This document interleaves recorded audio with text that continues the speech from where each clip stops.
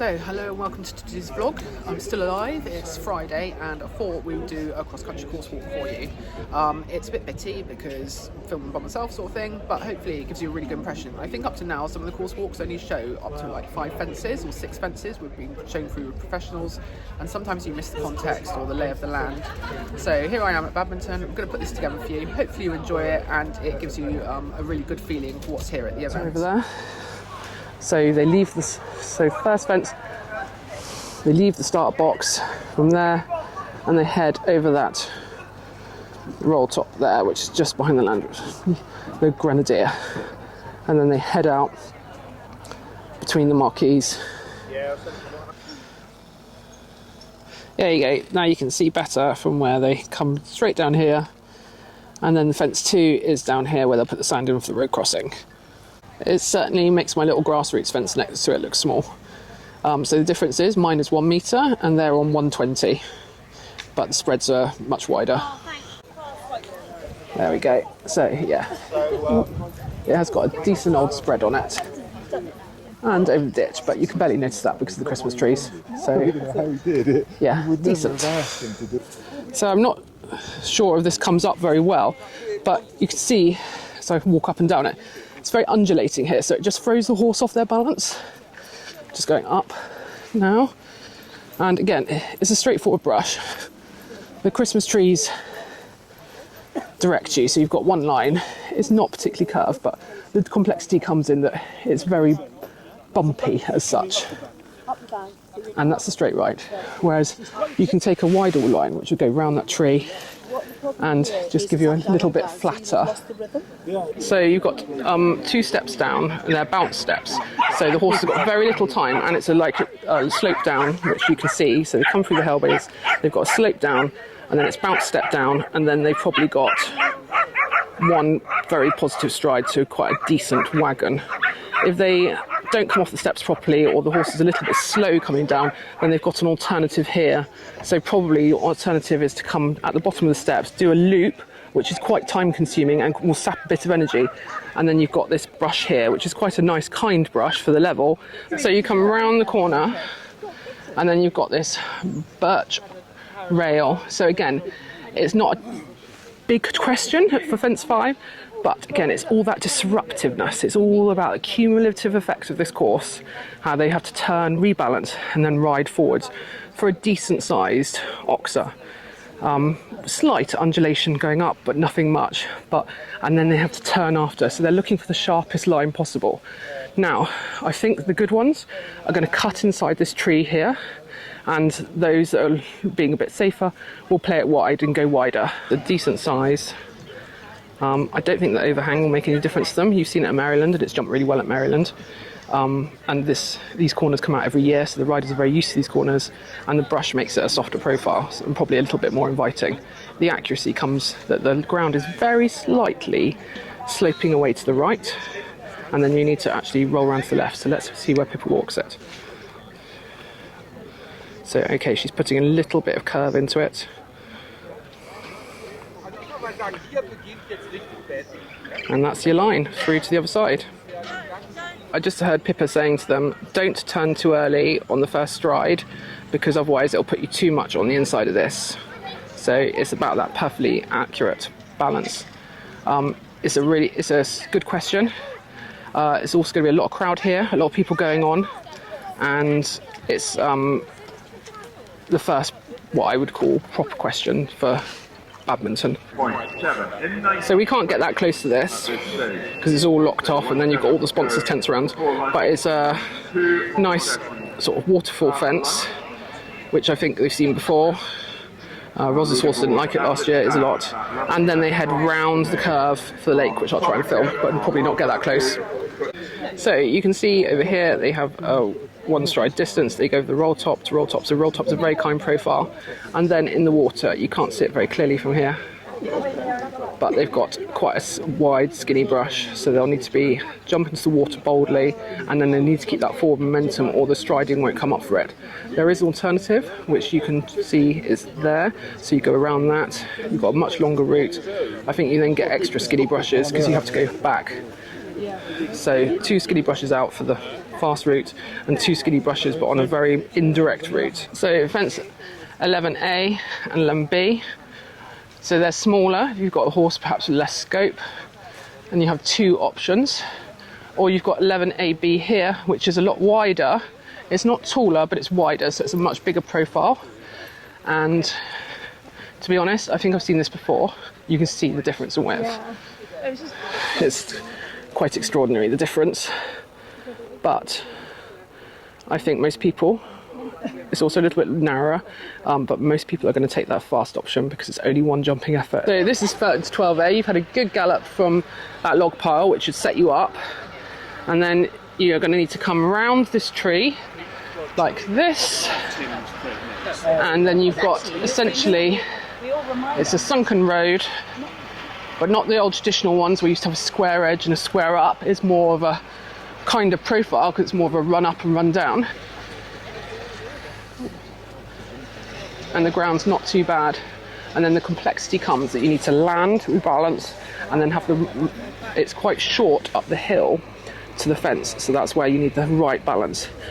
So fence 13 is just these birch oak rails. It's a question they see a lot. It's a question you see at 90, 100, all the way up, just in the varying heights. This is a good 120. It won't worry them after that. It's just a come on and see a good shide, and it will jump really well. So the groundworks are ongoing even as we speak. What you can see there is the rotavator, so that puts little tiny holes into the course. You cannot go very fast while doing it. It's all very precise, and they look like they've done a little bit of work here to soften the landing, and probably they'll carry on doing a little bit more over there. I think we're in the wrong job.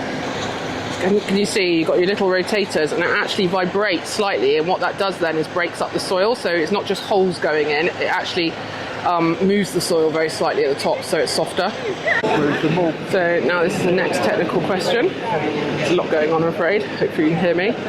You've got the choice of 2 hedges, and then you've got the angle coming out. So that is a very acute angle. Line Powell there, who's just about to walk it, so we'll have a look at her line. So she's planning to go on the inside line. Right angle in. The furthest one doesn't give you the right angle out. So you would have to jump in, loop round, and then jump this. So it's very, if you notice, the rail's not very high. So the rail's probably about 1 metre, and the brush is very, very kind on top. So there you go, there you can see Caroline barefooting it to it. And that's where, looking at her line. So this will probably be her 2nd or 3rd walk now. And this is a very serious question because up to now there's a lot for the horse to pick up. So it will be interesting to see how it rides.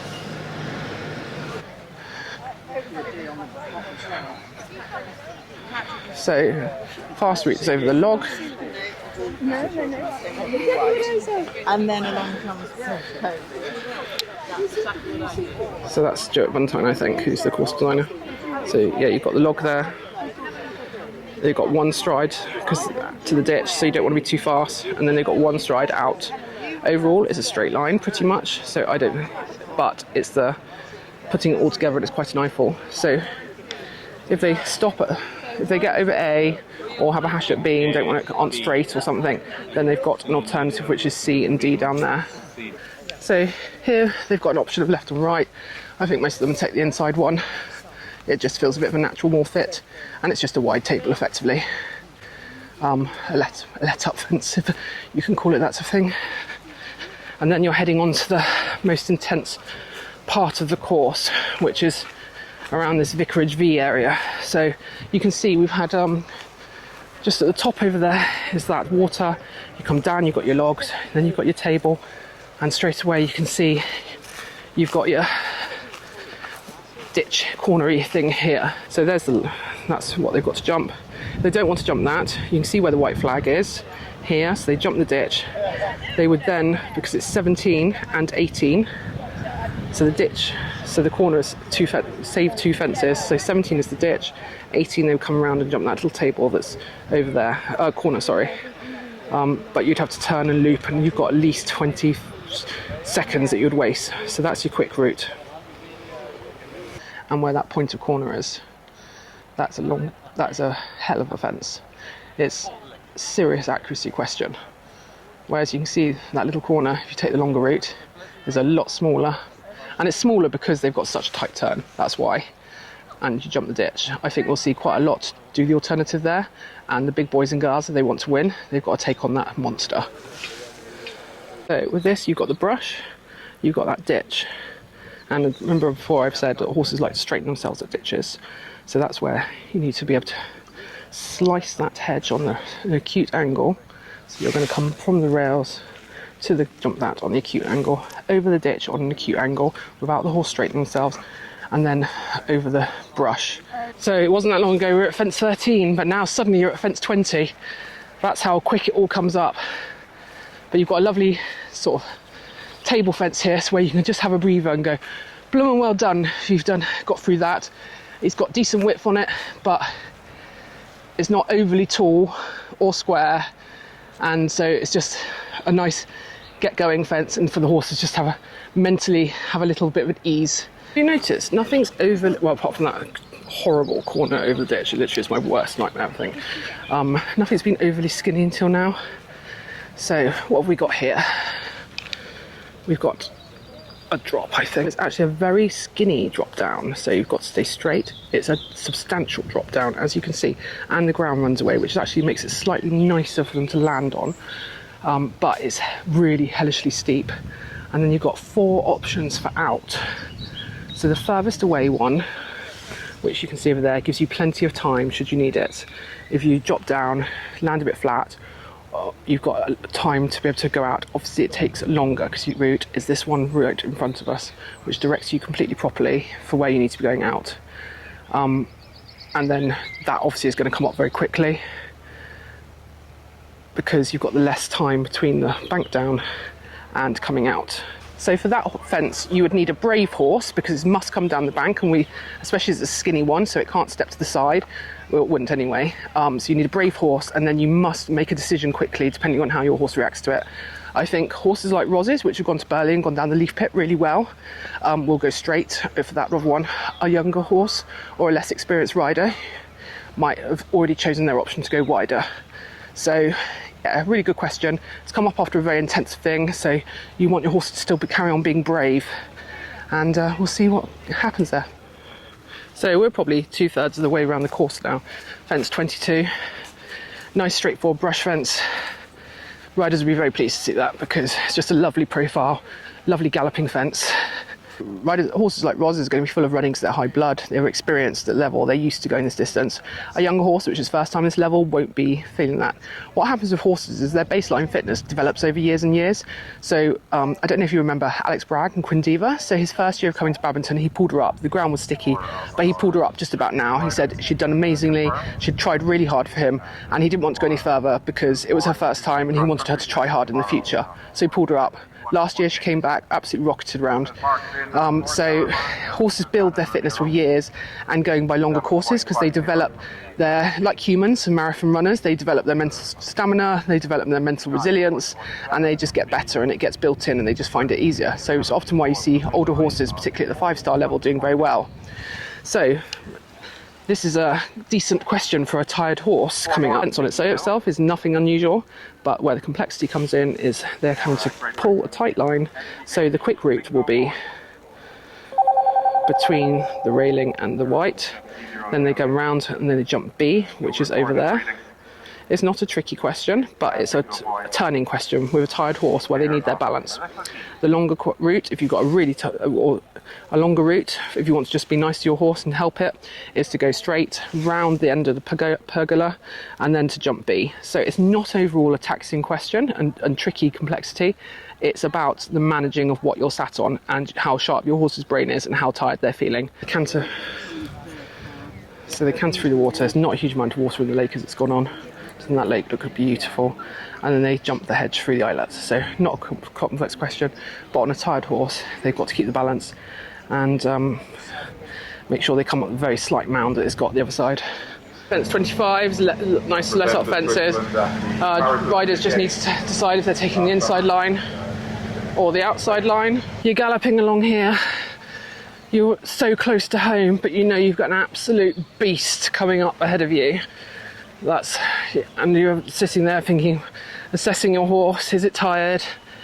Is it still got plenty of jump in it? Are you going to stick with your plan that you made earlier, or are you going to change it because of what you're feeling underneath? But you've got a little bit of time here, not a huge amount, but a little bit to work out what has your horse got underneath you, so you can make the right decisions for it. So a Lucy fact for you, when Badminton goes this direction, which is Huntsman's last, then, or towards the end should I say, then it's actually 30 seconds longer. So riders do need to take that into account. If Badminton runs the other direction, which is when Huntsman's comes up earlier, then the course is 30 seconds less.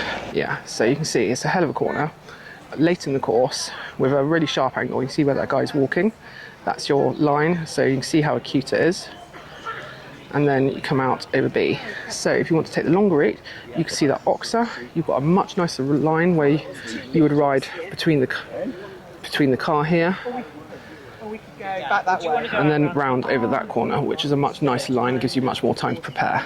So I think we'll see a lot go the long route here, because you've just had the most marvellous round, and your horse has been an absolute superstar. And as Alex said, you know, if your horse has been generous to you all the way round, why would you not then go, do you know what? You can have a nicer round. So fence 27 is coming towards the end. It's a double of hedges on a very nice line. It's a kind fence. It's not very tall, with the way the brush is very soft and the kind profile, but it's still a question where they've got to hold the angle. I think we'll see a few tired horses. They'll often tend to flop over it a little bit, but on the whole, it's a speed bump in getting home, and it's just enough of a question. If you've got a tired horse, they've got to then, it looks like a positive forward stride, doesn't it? So that'll be the tricky bit. It'll be you've got to still come in with a bit of pace. You can't just come in flat, or else you'll get into a bit of trouble and they could run out. So we've just watched Bill Levitt walk it. It's a normal 2 strides, regular 2, so no pushing, no holding, just keep coming. I think it will jump well, but if you've got a tired horse, you can't. It's still a speed bump effectively, where you have to manage them, and it should jump fine. Quick route is you come around the corner here, and you've got that little skinny there. You jump up the step, and then I suspect they've got another skinny on the other side, which we'll investigate. I can just see it now. The longer route is here, so you've got kind of profile over the wall, down the mound, which if you're on a tired horse will help them, and then up over the other skinny and away. So the quicker route is a bit quicker. The longer route is a good 10-15 seconds longer. Right, let's go and see the out over up of the step. Here you can see the line for the quick route. It's not a tricky line, but it's just, on a tired horse, it's just managing them. So that is the quick route. So you've got skinny, so it's almost a bit like a step up, so you don't want them to land too flat. Then you've got where it's trickier on the tired horse, you've got the land sloping up and then out over the skinny. The skinny on a tired horse is a kind profile. It's just they've got to stay on their line, and it's not a direct line, it's a curving line, which again, if you've got a tired horse, isn't so hard. And then you can see the long route, which is that over the wall, down, and then you've got another skinny on the other side. And I think this one is if you have a run out of that skinny, it's not quite so easy to get to, that you've got an extra bit there, just in case, not quite so big. So then you've just literally got 2 fences left to go. It's not tricky, it's about managing a tired horse here. So, the rider must be just accurate. So you are now 3 fences away from home, and what Eric's done is very clever. He stuck a serious speed bump into the course. So the quarry, you've got a tired horse, soft profile, and then he's stuck in these. Look at that, upright gates. They are not very big, not very tall. They're probably about 115, but you're on a tired horse. So now you need to balance. You've got plenty of time to balance, but you can't just jump this, balance, and then zoom off. Nope, you've got to keep coming, keep balanced, not to be too fast, because you've now got a taller gate on the way out, and it's on a slight angle. So the distance is very, very kind, because he's given you plenty of time to sort yourself out. If you're on a tired horse and maybe haven't jumped the first one very well,